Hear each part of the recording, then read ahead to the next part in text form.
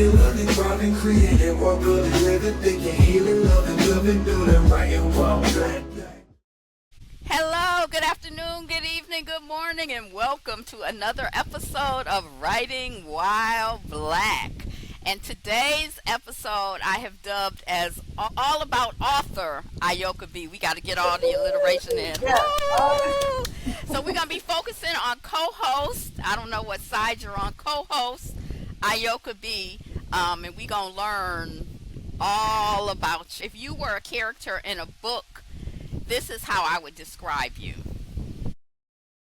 Ayoka B is an almost all her life poet and proud independent, if accidental, author of novels.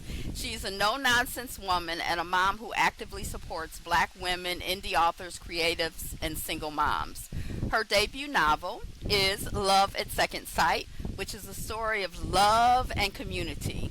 She is currently working on a companion for that first novel, as well as a young adult supernatural historical fiction, among other projects. In addition to her novel Love at Second Sight, Ayoka has a collection of poetry books. Links in the notes.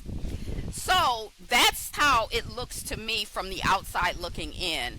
I wanted us to talk today in three segments: the past, the present, and the future of you as an author. Tell us about your journey to becoming an author and a writer. Okay. I've always been a writer. I think I mentioned to you on an episode, my daughter recently dug out some journals and notebooks from when I was in elementary school, writing short stories and poems. I see it and read it. I don't quite remember that. I remember my start as a writer in high school. I took a creative writing course, and it was really cathartic for me because at the time I'm from DC. It was late 80s. DC was rough. Some friends to gun violence. There was a lot going on, and I needed an outlet, apparently, because my writing, when I look back at that writing, that's everything it was about. It was about what was going on in the community, what was going on with me. It was about black leadership. It was about what we needed to do as a people, unity, all of that. And then when I went to college, I transitioned to poetry, which was odd because I hated writing poetry in high school. When we would get those assignments, I would drag my ass. I did not want to write a poem. And I enjoyed reading poetry. I just didn't enjoy writing it. But I think it was the rules that I didn't like. And so once I realized that I could just write it how I wanted to write it, that was very freeing. Again, writing, especially the poetry in college, that became an outlet as well. Unfortunately, I got engaged in college, and he was killed due to gun violence. And that was how I coped, is a strong word because I didn't cope very well, but that was how I managed from day to day to day. And poetry just became, even after I started healing and life went on, poetry was just my go-to, just for everything. And I wrote all the time. I'll never publish, but it was, it was for me.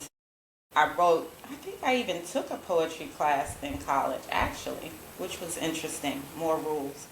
But anyway, I kept writing through college, and just through my adult life, I wrote poetry. Fast forward, when life became too much again, luckily it wasn't due to that type of loss, but losing my damn sanity, lost the ability to write. I couldn't write. And so that's when I knew I was in a really bad place, when I can't write. And we had already started looking at relocating from the U.S. And so we did. And not long after we relocated, I found you all, the Black Writers Group. And at first, I just would come and just absorb because I was missing that. I was missing the creative energy. We were still, when I moved, the U.S. was still kind of in lockdown. So my creative folks that I used to be in community with, I hadn't been in a long time, which probably, I'm sure, was part of the problem. But I would come and absorb and listen to everybody sharing their work, and because I hadn't written in a really long time. And then eventually it started seeping out. I think absorbing the air and looking at nature and all the green and animals, I think, eventually my body calmed down. I felt safe, and I started writing again. It started with poetry, which is so natural for me, and then I just kind of started challenging myself. Your husband wrote that beautiful short story, Moanesis, the one about the tree. I remember walking to the getting off the bus and walking to the such session that day, thinking, I'll write a short story. I can do that. And it wasn't until that moment that I remembered that that's what I used to do. I used to write short stories. So I was like, I'm gonna write a short story. I'm gonna challenge myself. And I wrote one and then a couple more. And that's when we kind of got into Kindle Vella as a group. A few of us were posting on Kindle Vella. I was doing creative nonfiction, and then I challenged myself again and said, I'm going to work a fiction.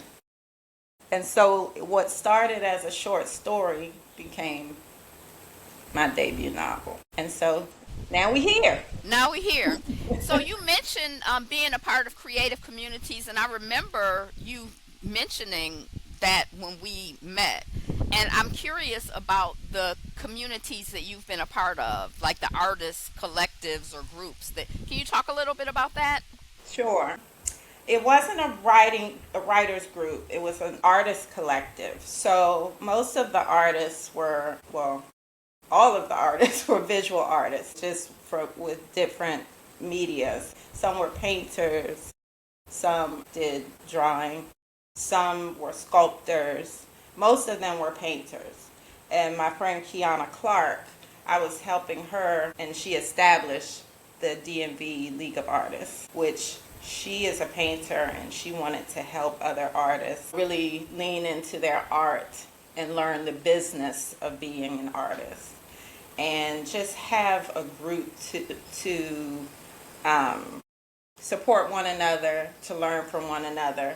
And so I was the one writer in the group, but the energy was the same. That helped me a lot. They had an art show, and I actually participated in the art show. I had two graphic designers I know work with me. I picked a couple of my poems, and I had them create basically visual poems for me. And then I made this big display that was kind of abstract. The look I was going for was a desktop, a writer's desktop.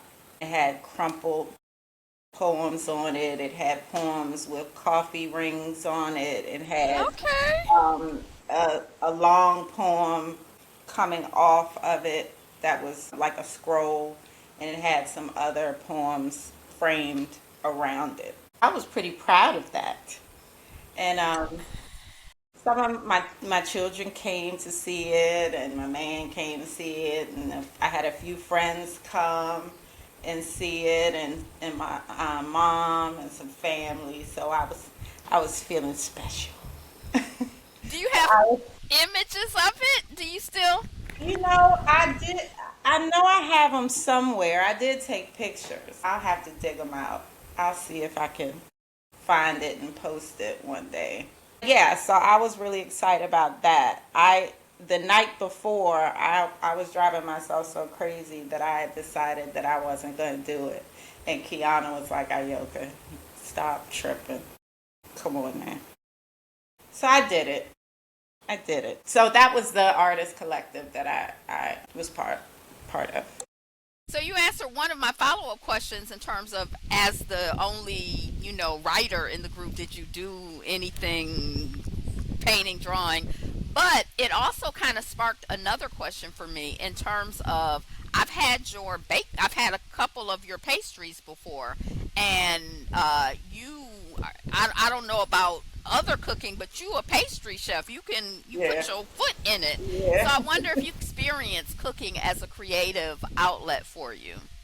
I think so. I think so. I cook too, but baking is like my sweet spot. No pun intended.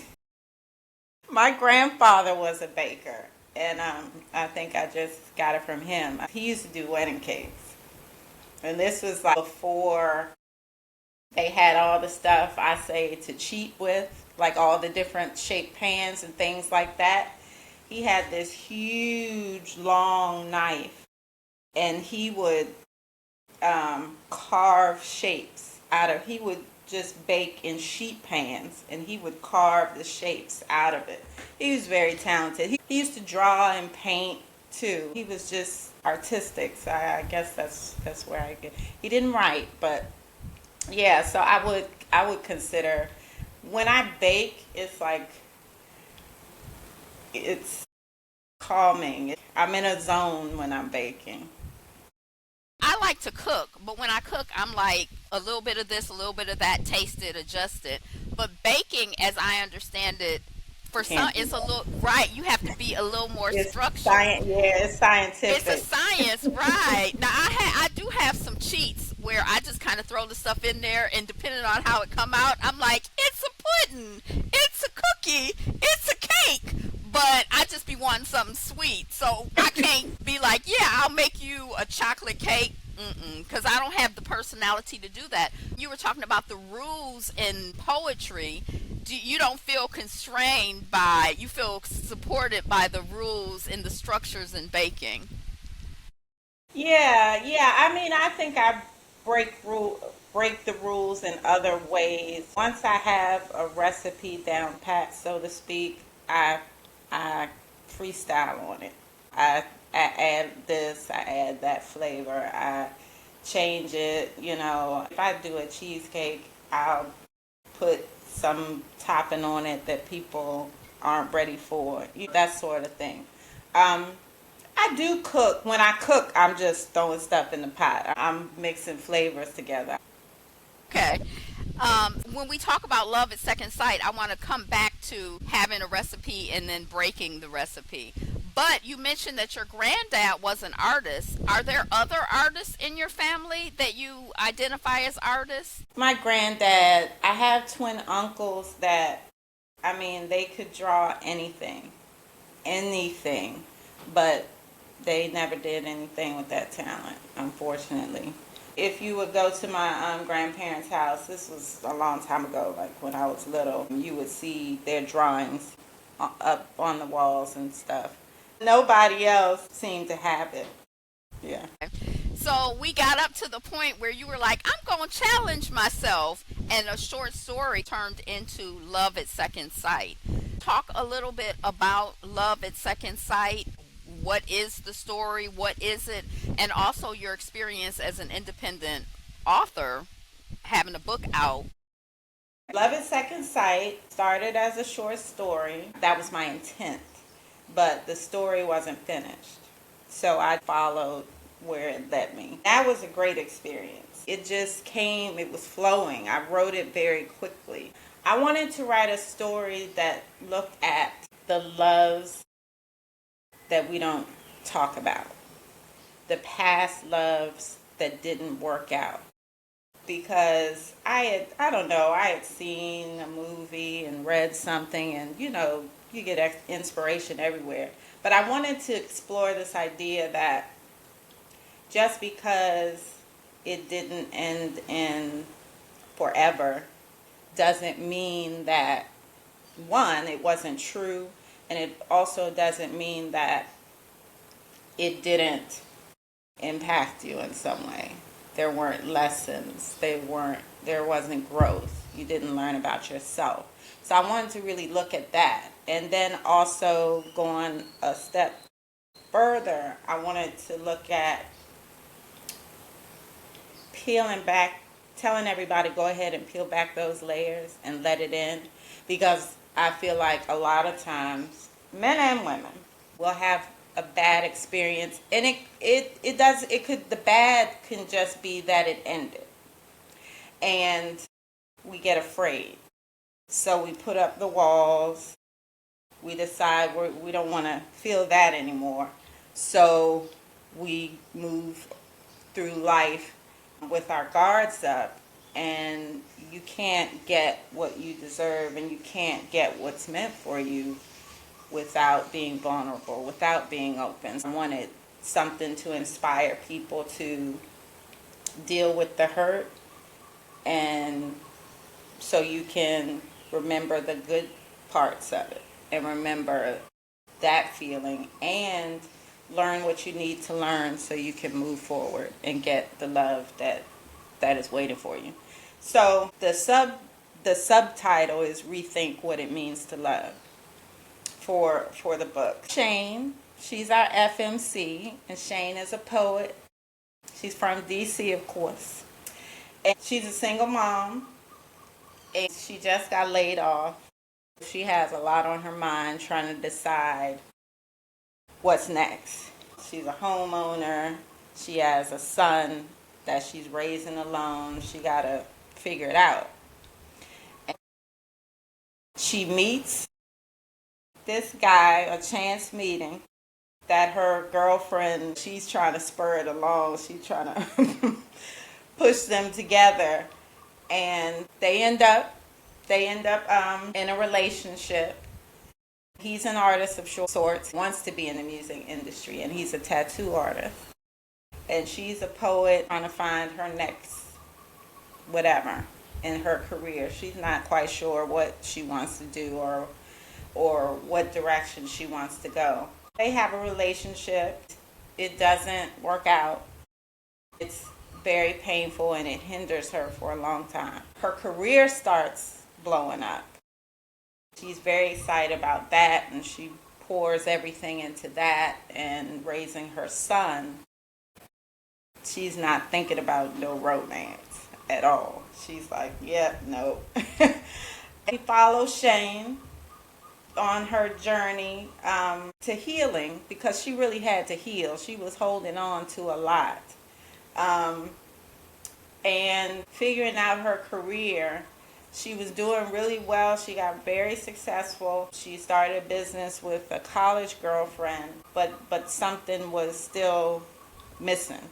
She had another chance meeting who becomes her business partner and good friend, Robert, and he was a music publisher. Asked her if she had ever written any songs, because they get into a conversation one day when she was on the way to New York for work. And she said, no, I'm a poet. I've never written any songs. And he's like, well, a song is just a poem. It stayed in the back of her mind, and she said something to her girlfriend, and her girlfriend was like, I knew I wasn't going to have you for forever because you're an artist and you got that, I knew you were going to need something more, basically. And so she just decides to take this big leap of faith and bet on herself. Her and her son relocate, and she connects with Robert. And she's like, I'm gonna write some songs. I'm gonna do this thing. And she becomes super duper duper, I shouldn't say famous, successful in the songwriting. And she also likes the anonymity. She doesn't like the spotlight. She wants to be in the wings. And meanwhile, her son is, growing older. He's gone to college. They redid a home. Robert one time asked her, your son is about to go off to school. You got this big house. We need to find you somebody. And she's like, oh, God, you sound like my girl. He's like, well, what's going on? Because you write all these beautiful love songs. What's going on? And she confides in her friend that, she hasn't gotten over this guy from years ago. And he's like, you got to do something about that. And she's like, yeah, well, whatever. She's focused on career. She's not really worried about it. And she has another chance meeting while she's doing her stuff career-wise and traveling. This one scares her. And so initially she's just having fun or whatever, but I think it's something about him that scared her, and she tried to run. And he was like, oh, nah, you ain't going nowhere. So he, pulled her back like, listen, if you scared, say you scared, but, come on now. And something about him she trusts. So she's like, okay. And yeah, I didn't told everything, but I think that a lot of people and women could identify with Shane because she's very regular. She's had things happen to her that changed, the course of her life. She once loved, but she's scared. She has things that she has to address so she can heal. She stumbles sometimes, and she's very resilient, and she's a loving person. So, loving people usually have love come back to them, but she has to be ready for it. She has a lot of great non-romantic relationships. She has a lot of friends, a lot of colleagues that really respect her. She loves her work. And so this is a journey. The story is her journey and how she manages these different relationships and dynamics in her life, like we all do.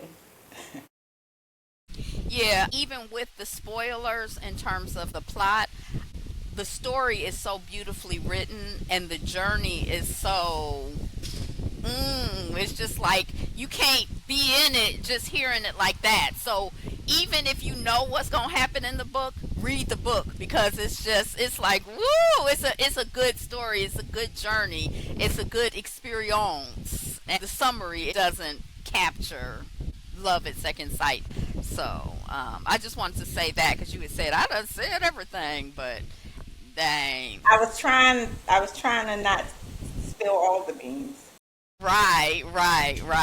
But that's all right. Just read the book because you're going to get more out of it. It's way more than that. There's so many layers to it. There's a concept that a writer's first novel is autobiographical. Agree or disagree? In your experience. For me, I gave Shane my backstory. So, in that way, I guess. Um, I think we've all had some mics, you know, or a mic, and Anthony. I have my Anthony now. So, we, as authors, we put different pieces of ourselves in different stories or different characters in different ways.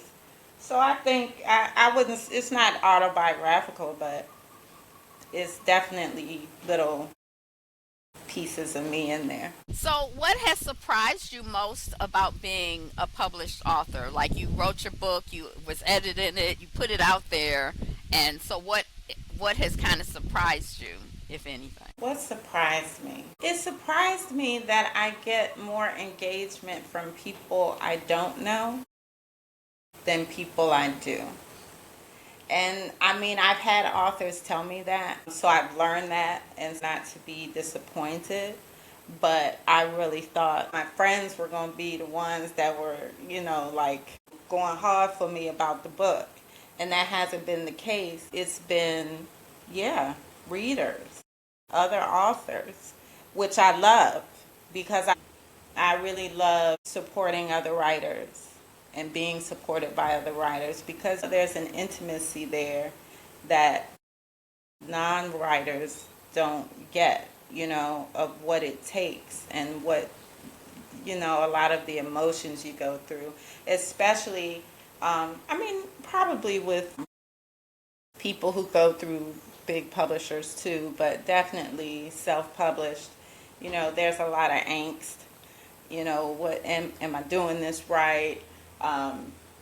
Is anybody ever going to know that my book exists? I need to connect with just all these different questions. I go through that sometimes, but for the most part, I just try to remind myself to enjoy it because I would have, I never planned to write this book. And when I wrote it, I was writing it for me. I wasn't writing it because thought I was going to be the next super duper star. And I wrote it for me, but I also wrote it because I wanted people to read the story. I want people to enjoy the story. I want people to get things out of the story. I think an even bigger surprise has been the reaction that I get from people reading the story. And I've had a lot of tears. I've had, a lot of just, a lot of happiness. And so that, I can't even explain what that feels like. That's enough for me right there. That I touched someone that way. So. Can you talk about your writing process for Love at Second Sight? What was that? And also, now that you're working on Mike's story and other things, have you seen a shift in your writing process? Yeah, it's not intentional. Love at Second Sight just came really quickly, and I was writing like a crazy person because it was just coming and I had to get it out. But also, the difference between that one and now, I'm still promoting and writing the second one. So that's a big difference. Promotion takes a lot of time. Marketing takes a lot of time. I'm not writing as much as I did. So this one is taking longer. And then also imposter syndrome kicking in, was the first one that good, and if it was, am I going to be able to compete with that? And, especially this book is tied to the first one, so am I going to be able to meet the expectations? I'm writing a character that people really had strong feelings about. I want to do him justice. Yeah, so all of those things. Process-wise, I'm not a big process person. You know this about me, Angela. Like, seat of my pants. It could have changed, girl. You could be like, well, now I. No, I can't even say I did an outline. I did put some bullet points together of points that I knew I wanted to hit, coming off of Love at Second Sight. There were things that I wanted to delve into for this character, especially people who are fans of Love at Second Sight, for them to have a better understanding of Mike. It's challenging. So this isn't really processed, but the writing of it is different because one, I'm writing as a man, and two, I'm writing in first person. Love at Second Sight was written in third person.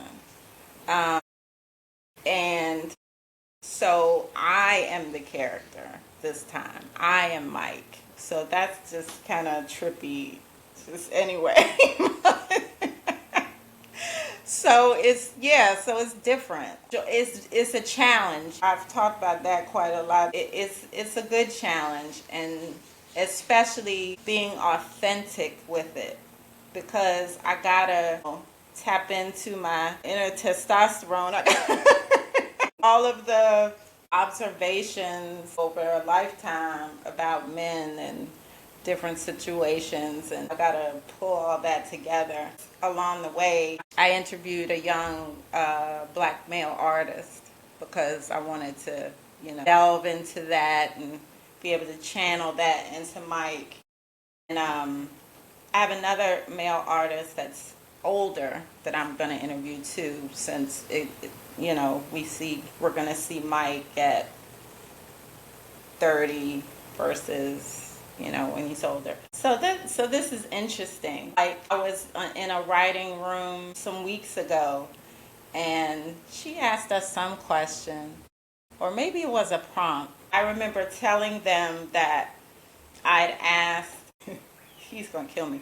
I'd asked my partner, like, what it felt like, when he's inside me, because I want to I want to be able to write spicy scenes as a man, so I gotta know what I'm talking about, and I'm on the other side. I don't so so I was like, yeah, he's not that helpful. I thought it was gonna be like a cute little a little freaky, flirty thing, and he's like not helping at all. So, A second, hold on a second. So did you ask him, you know how there's timing for asking questions. So like if you want things, sometimes a good time to ask is, at and that time, okay. So did you ask in the no, moment, or I did you didn't. ask No, intellectually outside with a pen and paper? yes, that's how I asked. So, I mean, I'm not thinking about that in the moment, or he ain't doing it right. Like, I didn't. No, I'm not thinking about that shit then. But it could be like dirt. Like, how does it feel? You could just talk about it, and get some stimulation for the later. I guess. I guess. It's a way to spice up or shift or do something, because obviously that's not your modality. So it might, Right. add a different. Yes. I'm gonna have to come. You're right. I'm gonna have to come at it from a different position.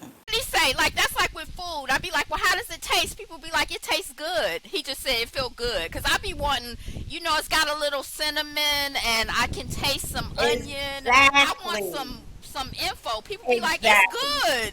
good. Exactly. It's that, and that's the kind of answer I got. And he was like, "Well, I'm sorry, I'm not giving you the writer's answer." I was like, "Oh boy." To use certain words, I can do that. I just literally need to know the sensations. I need to, It's all right. It's a work in progress. You started talking about research, like asking your partner certain questions, talking to the artist, and I want to loop back a little bit and then come back to this.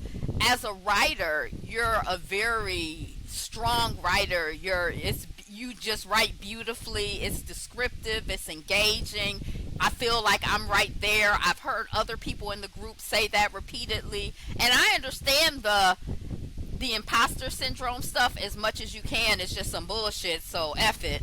But I just want to say it's all going to be good. All of your work is good, so just keep working.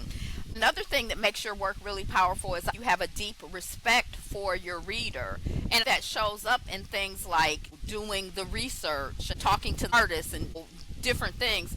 And also, you've talked about, I like nerding out. The first book was in third person, and this is in first person.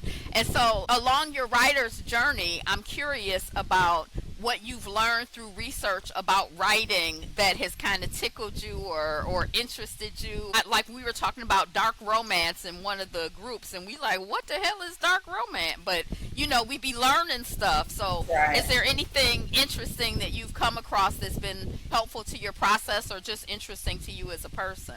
I talk about the research that I do, but I remember listening to an interview with Kennedy Ryan, black female author, and I'm a fan of her work.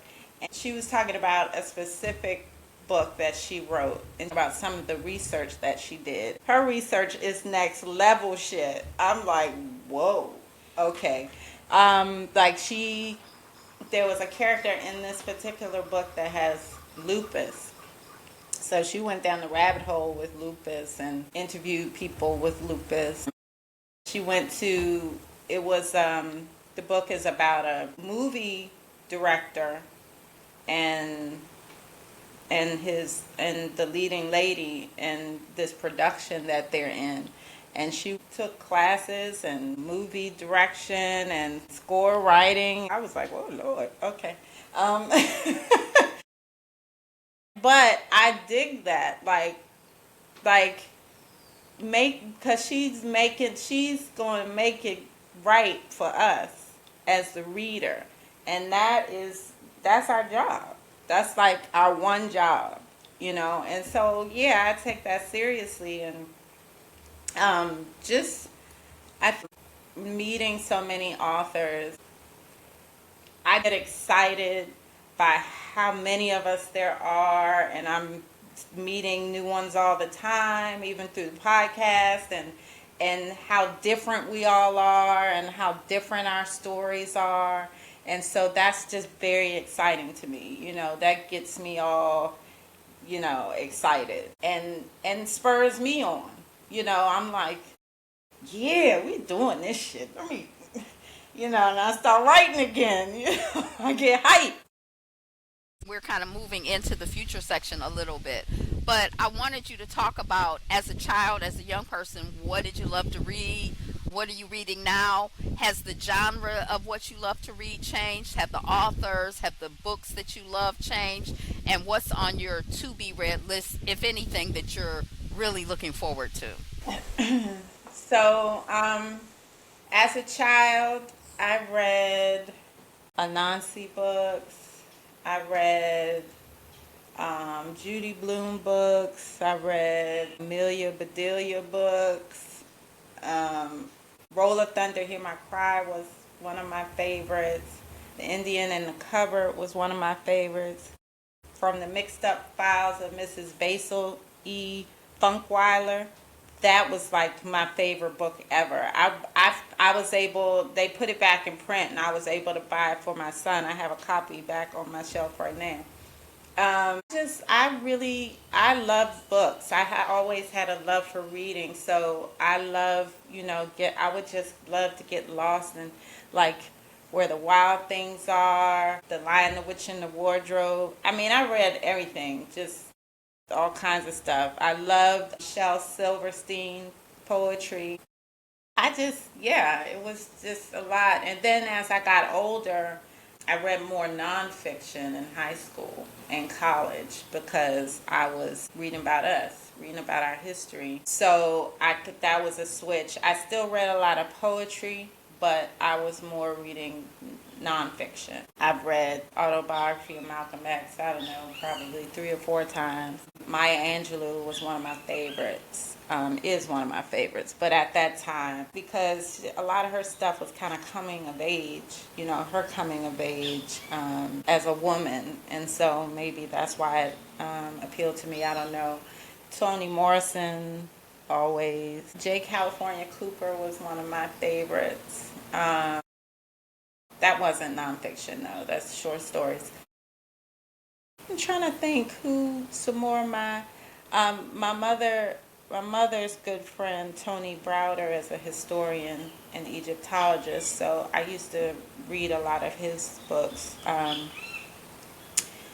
from the Browder Files, the Nile Valley Civilization, I think that's what it's called, about Kemet and our origins, and learning about that, reading about the Amistad, reading a lot of slave narratives. I mean, I just gobble stuff up. There are many more. A Taste of Power. She was the temporary leader of the Black Panther Party. Elaine Brown. I've read everything, anything I could get my hands on. I probably have a lot of them anymore. That was teens, 20s, 30s on up. I read whatever sounds interesting. That's not true. My favorite genre is historical fiction. It always is. I will say, since becoming an indie author, read a lot of indie authors now. That wasn't something that I did before, which I'm not sure why. I guess it never occurred to me, and then you don't know they exist, which is sad, but So I read a lot of indie authors now. Still a lot of historical fiction. I haven't been reading so much. I haven't been reading any nonfiction, not lately. I just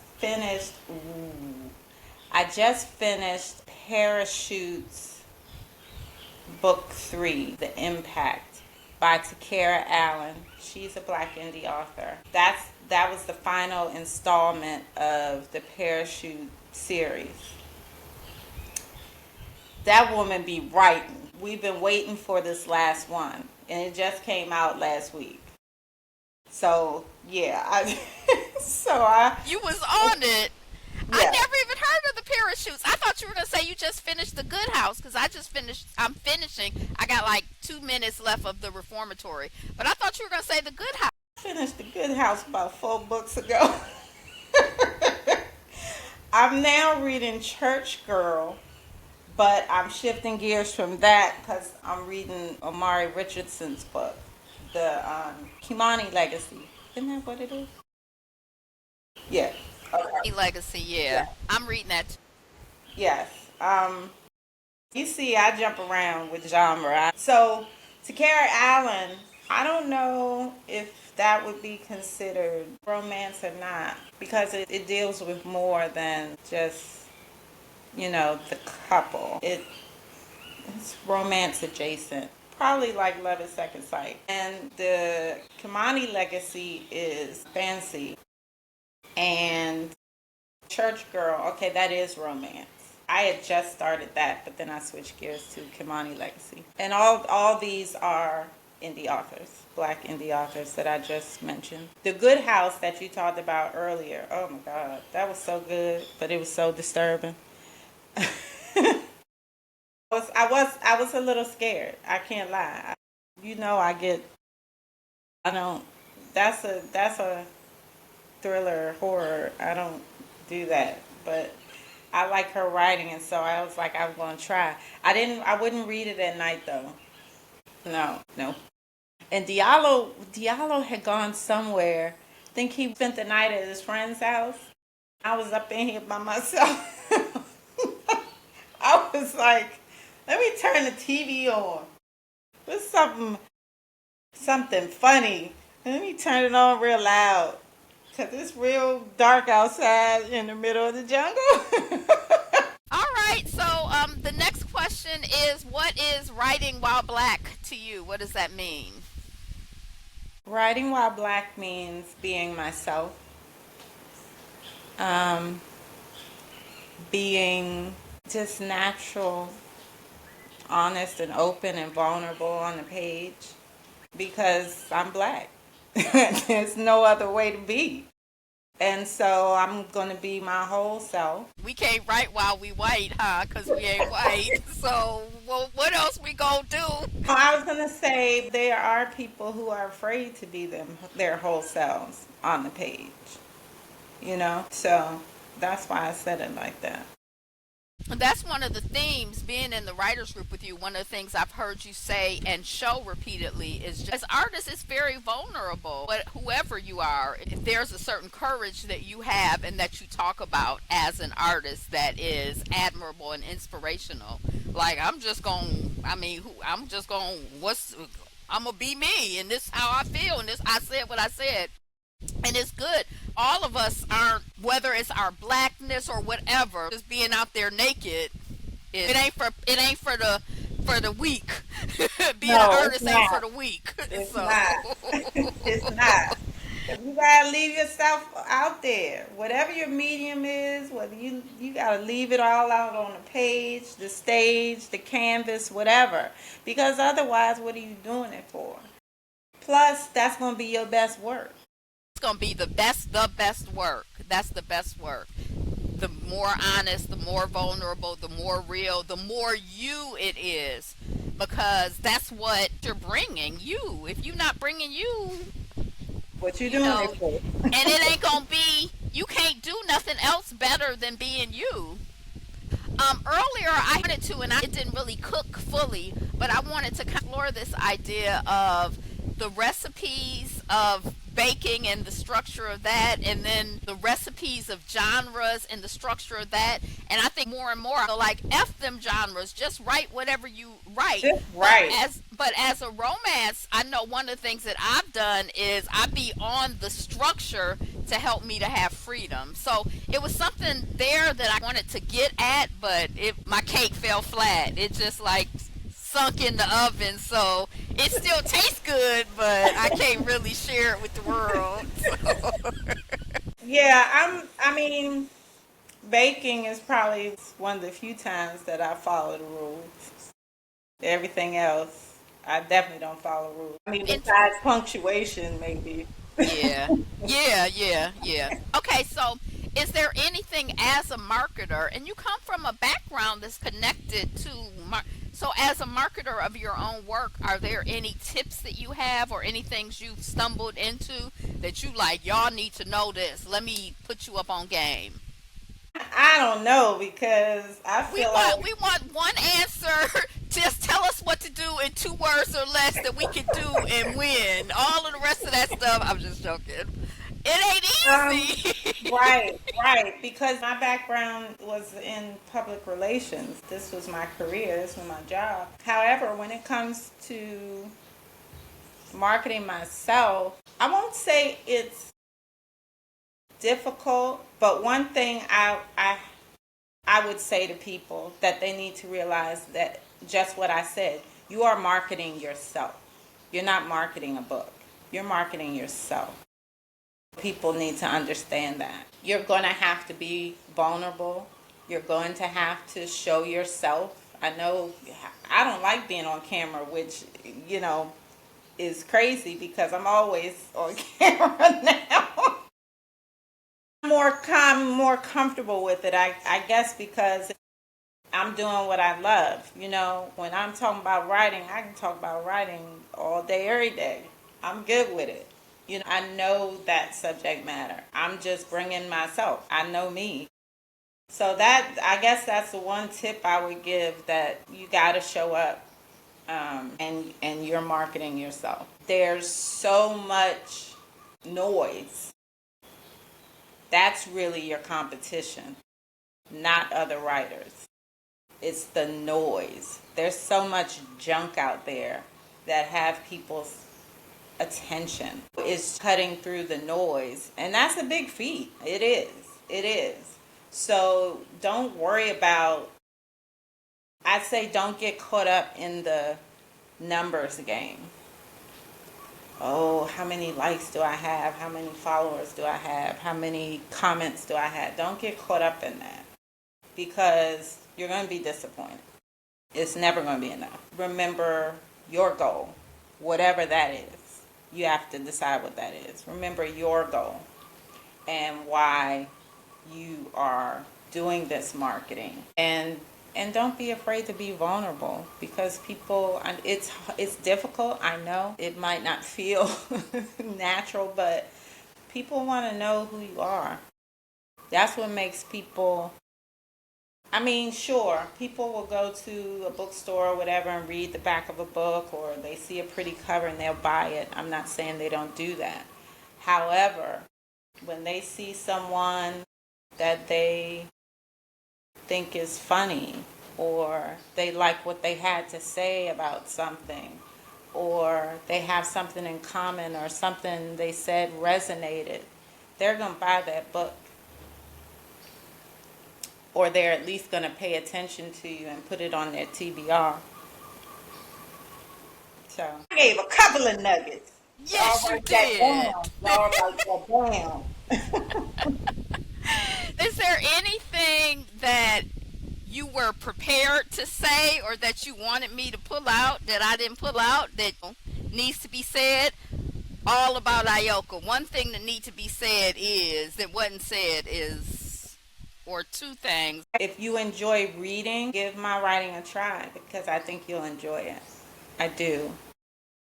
It's not going to be over the top reality show level drama. I'm going to tell you that now. So it's just regular. I'm writing about a regular people. but regular people are fascinating. You could take us out with an excerpt. But before we do the reading, what's coming up for author Ayoka B? What are you excited about? What you passionate about? What projects are brewing and bubbling? Poetry. I always have more poetry. I have a poetry book idea in mind that's just for women. Anybody can read it, but all of that's the theme, women. We talked about my follow-up book that doesn't have a title yet. That's about Mr. Mike Jeffries, painter extraordinaire. You mentioned Bluff. That's my young adult paranormal and supernatural. It's got some otherworldly stuff going on, let's put it that way, and some powers and stuff. That's based here and follows Manuela. Manuela is Costa Rican. Her ancestry is from Bribri, a group of indigenous people to Costa Rica, and it follows two 15-year-olds. Manuela, that's who the story starts with. And then the historical character. The historical character, Imoleina, is her name. She is a 15-year-old from Nigeria. They are connected through ancestry. The story is about that connection and how it came to be. It's based on a historical fiction. It's based on true events in history. Let's see. I have a story. I think you heard the beginnings of it about my mother. And I haven't decided what to do with it yet. I haven't decided if it's just going to be a short story or if it's going to be a novel. Initially, I wanted it to be a novel, but she wasn't that cooperative, so I'm not sure. It may stay a short story, or maybe I'll just write it and it's not going to be about her per se. That would be my mother and in the Black Power movement. That story began with her as a teenager when she was in the NAACP Junior Council. That's another project that's out there brewing. And are you writing essays on Substack? DC Refugee. What's the Oh Substack? yeah, Substack is words from a DC refugee. Is it essays, poetry? What's there? I need to check it out. Okay, I don't know, it's just writing. It's nothing in particular. Like I'm still figuring Substack out. So I haven't decided. Sometimes it's just like a blog post. I did a short story on there. It's whatever I'm feeling at the time. Book tour. Oh yes. Oh yes. On August 14th, I'm having my first book signing. And This is your first book signing? this is my first book signing ever. Yes. Yes. So in DC, it wasn't a book signing. No, so that an event being put on by a bookseller from Loyalty Books, and it was called the Black Love Event, maybe. And it was indie authors that write Black love. It was a group of indie authors, and there were readers there as well. There were certain authors that were highlighted. Because I was in town, I said I'm going to go, and she told me if I had any books, I could bring books, and to sell. I had ordered the books. They didn't get there in time, so my girlfriend had 3 books. Like she had bought one for herself, and then she was going to gift books to people, and so she was like, here, you can take mine. And so so I have The a little community 3 books. effort. The community Right. effort. I have a little 3 books. But yeah, that's what that was. So yeah, this is my first book signing, and it's gonna be at my friend Kim's place. Her place is called Mecca. She is a Howard University grad, so anybody who knows Hate about you. Howard, I don't know if they say it's that. called. They say but Mecca is what Howard grads, well, Howard students refer to it as the Mecca.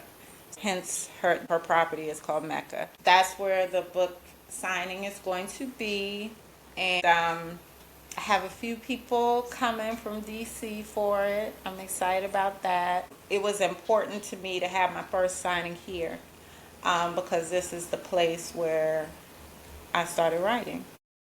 Yeah, that's a good kickoff. It's not too late if you're in the area to come on by, and it's also not too late to be in the area because it's Afro Descendants Month next month. So there'll be other stuff going on. So come on to the book signing. Come on to Costa Rica.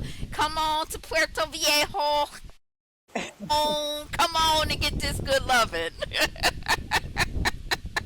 No loving, but love. It's all love. No loving, just love. Love. Right. And then in DC in April, I'm going to be at the first ever Chocolate City Lit Festival Mm-hmm. in April. And so that's good. That was good timing for me because Mike's story will be out by then. I'm claiming it. I'm claiming it. I said it would be done in February. So Yeah, so it's gonna it's be going to be done out. in February. Okay, so it Exactly. will debut at the Chocolate City Lit Festival. Okay, as we're getting ready to kick off the Love at Second Sight or last book tour, I wanted to invite you to honor us by reading an excerpt from your book. We would love to hear it. Okay, it's gonna. Yes. Okay. I'm just gonna be easy and start at the beginning. That's what I'm going to do for y'all today. This excerpt is at the beginning of chapter 1, which is called A Beautiful Surprise. She met him in Walmart, of all places. After being laid off, Shane and Tanya went there regularly to peruse the CD section. There was a great selection and the prices were decent. It had become their shared ritual. Shane didn't know what she was looking for, but would know it when she found it. Tanya was in the next aisle. New releases, classics, soundtracks, greatest hits. What would she pick today? Shane was lost in the endless choices. She heard someone coming up the aisle. Shane assumed it was Tanya coming to find her. When she raised her eyes, she saw him, and everything seemed to slow down. His lean, muscular body took long strides in her direction. He was about 6'1" and the color of brown sugar. His deep-set eyes were framed with heavy brows, and they locked with hers. The two stood in silence for a moment. Tattoos adorned his forearms, and his lips were so... She shook her head quickly to clear it. "How you doing?" He smiled. Why'd he do that? Fine now, she thought. But she only smiled. Just then Tanya walked over and stood beside her. She followed Shane's lane of sight and looked from him to her friend, then back at him. "Hey, how are you?" Tanya beamed. He laughed, nodding his head in acknowledgement. Shane pushed her cart around the corner to the next aisle. Tanya followed close behind. "Did you see his lips?" Tanya asked between clenched teeth. "Yes." Shane whispered, hoping Tanya would take the cue and lower her voice. "I saw him looking at you." Tanya nudged Shane. "Go talk to him." "I will not." "Why?" her friend whined. Tanya wished Shane would get out of her own way. It was time for her to end this man sabbatical, and she needed some fun. Shane was a great single mom, but she was also a loner who spent too much time in the house.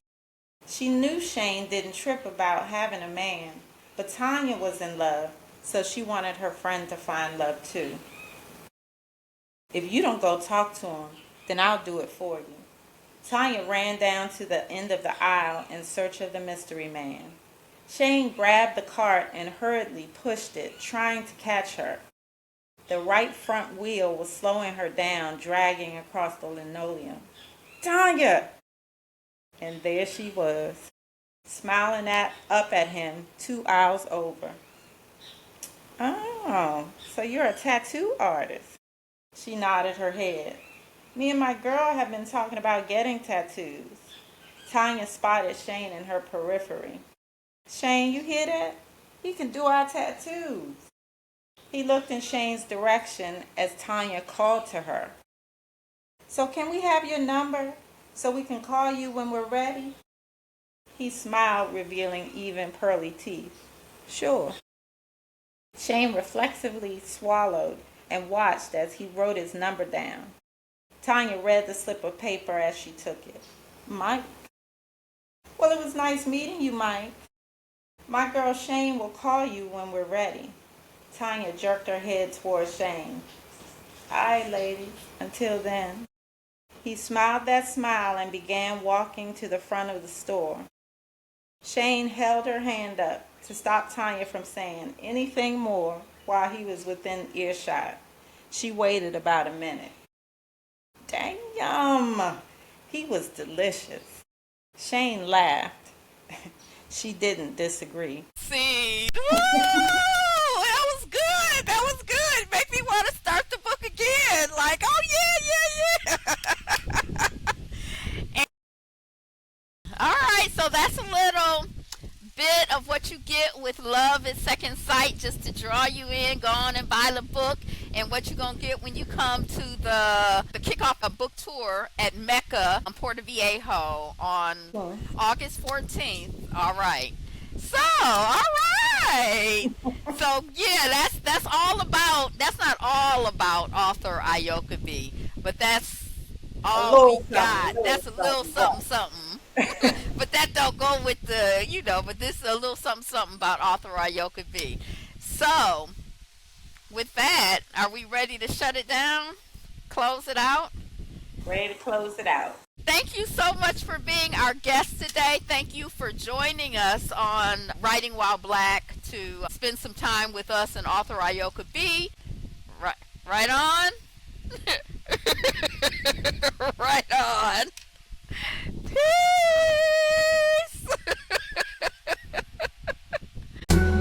Reading, learning, driving, creating, more good and living, thinking, healing, loving, living, doing, writing while black.